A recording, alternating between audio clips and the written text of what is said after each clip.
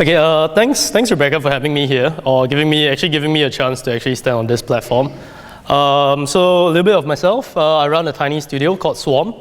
So actually, the office is not far from here. It's actually just down the road at Pemimpin.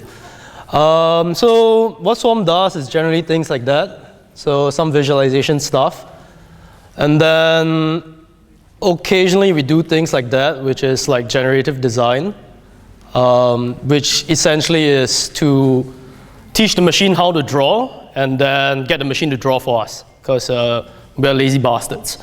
Okay, so I'll go straight to the point. I think the way I'm breaking up the talk is that I'm going to do a before, during, and after.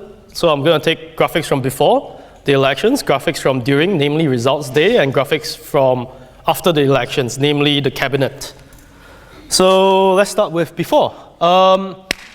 So the first graphic that I saw before the elections was actually this one, about the changes, the redrawing of boundaries. And if you're Singaporean and like voted at more than 1G, you know that the election boundaries do change quite drastically. So that's the first question I wanted to ask. So I mean, I saw this graphic, I kind of know where I belong to. Now the next question I wanted to deal with was,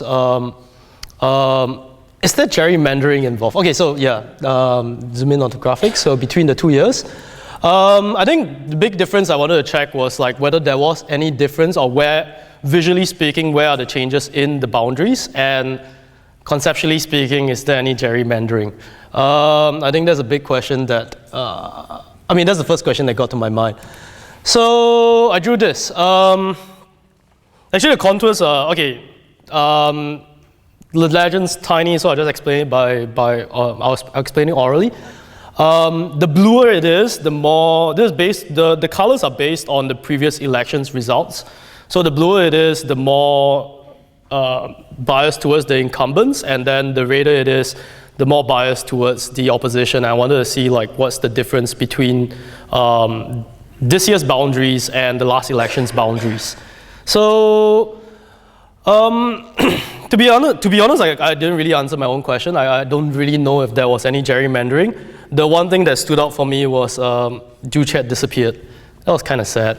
And I remember it was in the report as well. So I think what I'm getting with this one is that I really wanted to see what is the comparison between the two. It's not just what's the state now, but what is the difference between then and now? I think this will be a running theme for the whole talk, actually. So what is the difference between things? So this is the other graphic that came alongside the report that came out with the announcement of the boundaries. So I think, yeah,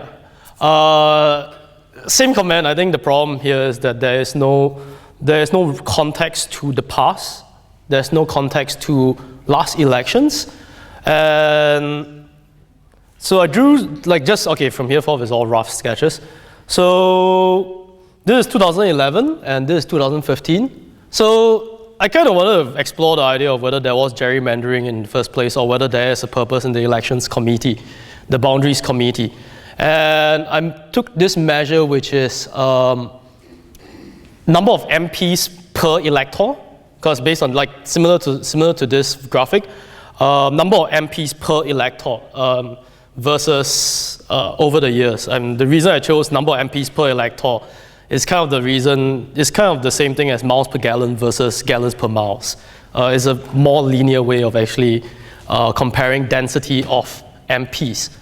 And something I found is that over the years, like between the 2 years, so the denser it is, the denser the color, deeper the color, the more stretch, the more MPs per elector, right? So the lighter the color, it means that your MP is more stretched. The darker the color, the MP is actually more focused. So this is 2015, and just as a comparison between the two, it's actually quite safe to say that they did, like the electoral committee actually did a good job in distributing the MPs up. It's actually a way more even distribution, except for Potong Pasir here in the really dark constituency is Potong Pasir. Like, that didn't change, but the rest of it, generally speaking, the MP density, the MP per elector has been more evenly distributed. So, like, taking this a step further, there was one thing that I wanted to look at, which is what is the density, and if it makes sense. I mean, if it has changed over time. So, okay, so this is a honest critique about this one. I think it's a great graphic. I think compared to all the other media outlets, this graphic came out to be the best. The only caveat I have with this is that on the left is 2011, on the right is 2015, and just to keep in mind, purple has more seats per constituency. Like purple is a 5-seat constituency, green is a 4-seat constituency. My initial impression was that there are less seats this year. Like, if you look on the left, there's more purple. If you look on the right, there's more green. Generally speaking, my first impression was that there are less seats in these elections.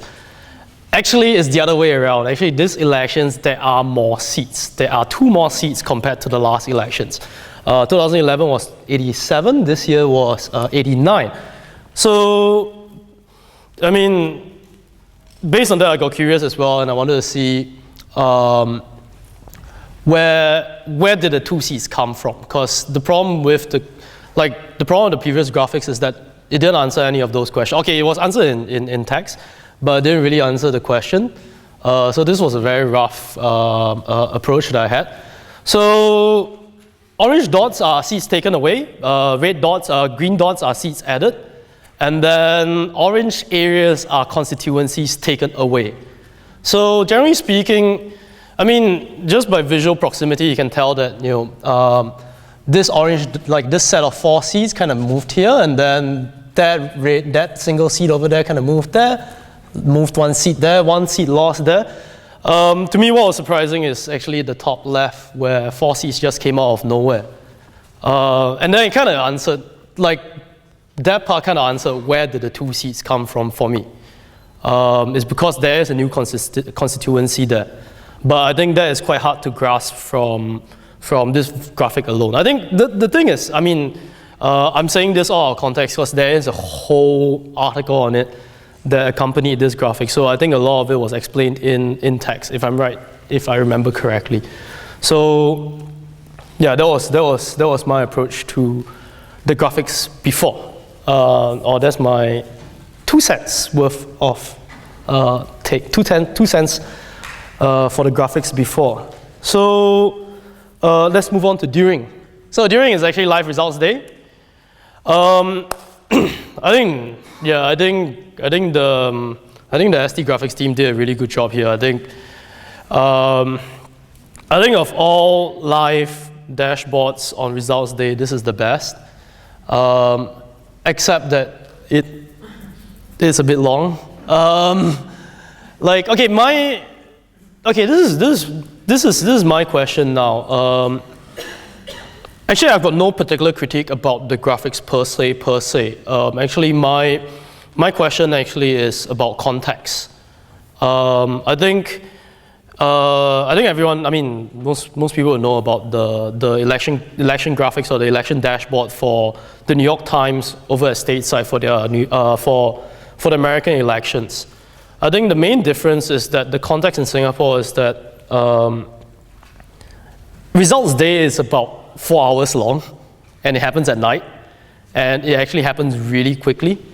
So compared to American side, whereby I think it actually the counts happen throughout the day, and the number of counties they have to deal with is actually massive. So you actually get a sense that the dashboard updates live. I remember I was trying to use, I was using this like live result feed, like live result dashboard to view the results because my internet at home was like terrible. My main problem with it was that it's too involved. Like I had to spend too much time looking at it. In fact, I had this, like, it's a very active type of engagement. Whereas, okay, compare that to, so what's the immediate comparator to this one? Compare that to watching Channel News Asia. And Channel News Asia is something that you switch on, you switch on, but your brain switches off. It just goes on, and when the news comes in, it's kind of ambient.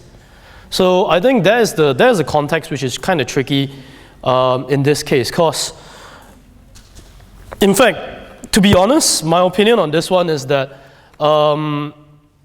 because it's such a short-lived period, I don't know, I don't know if it makes sense to put in this much resources to build a live dashboard for the results night.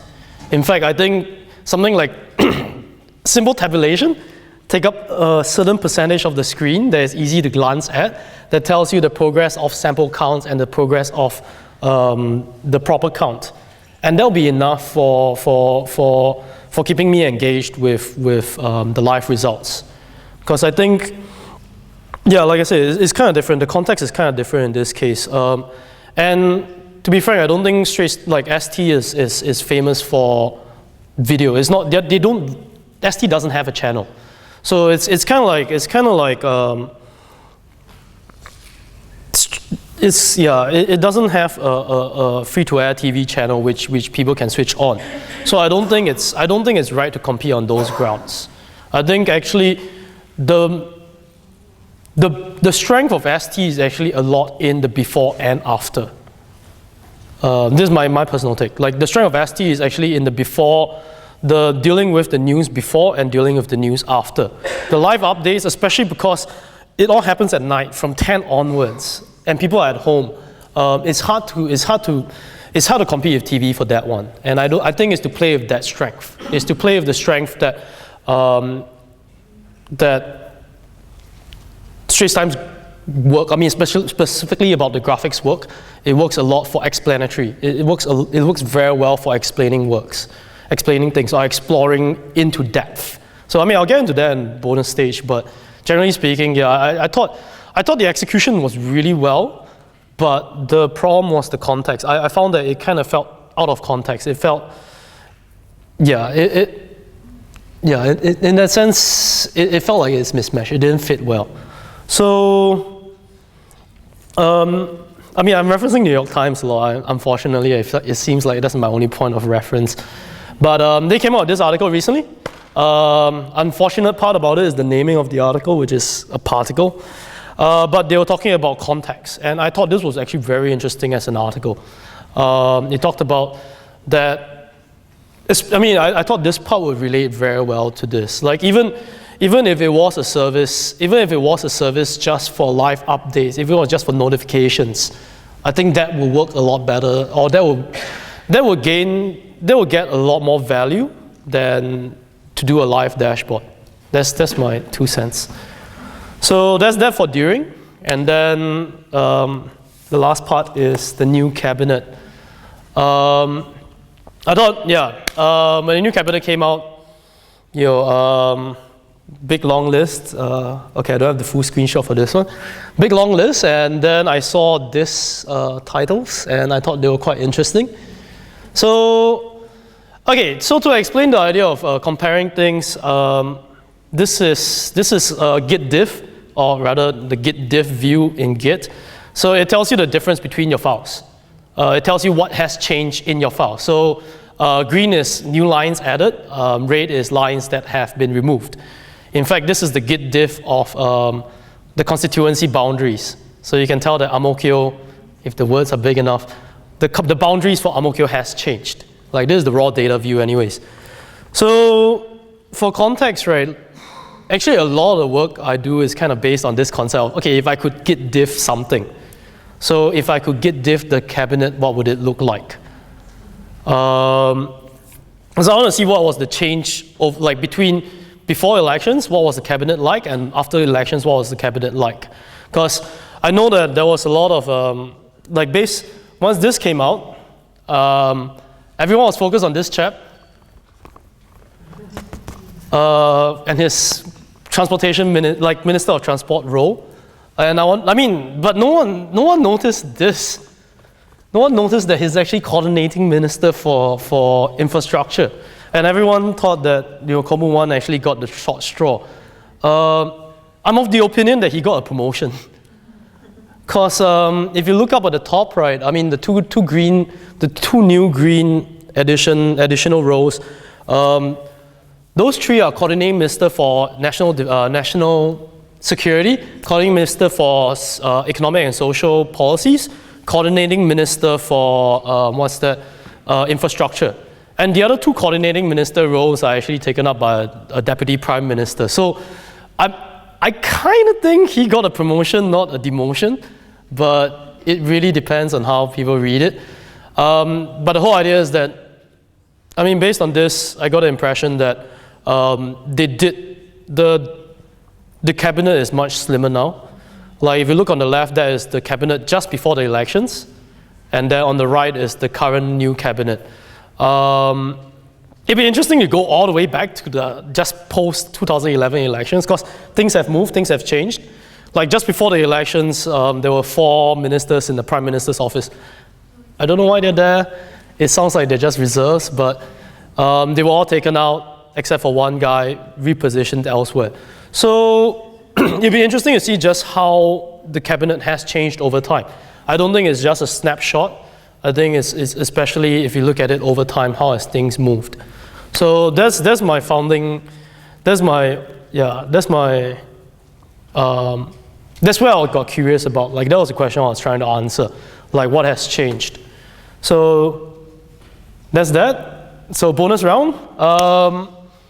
So I noticed this as well